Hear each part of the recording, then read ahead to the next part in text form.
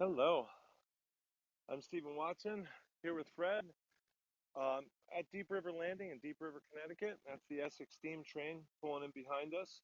And this is Inspiration Week, and this is your today's Tàijíquán Tip.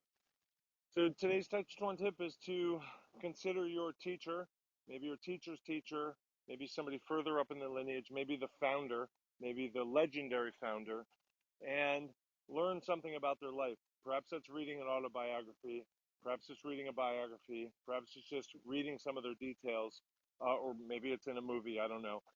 But the idea is to seek inspiration in the life of the founder or the lineage holder, if you will, but not just the good stuff. I'd really like you to be tuned into what they had to endure, what their life was like, what it was like in ancient Japan or ancient Korea or ancient Honduras or uh, wherever it might be. So, what was their life? What did they endure? And did that perhaps have some influence on the art that you practice? Right.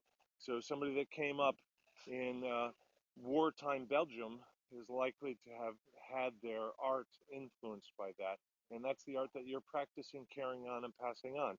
So, seek your inspiration in the history of the masters or the teachers or the founders. Thank you very much. Thanks for showing your support for today's Tàijíquán tip. Tips really go a long way. And if you can't afford to help financially, comment, subscribe, share, and like, and all that stuff. To be in touch with me, go to my Linktree, Someday Farm. Thank you.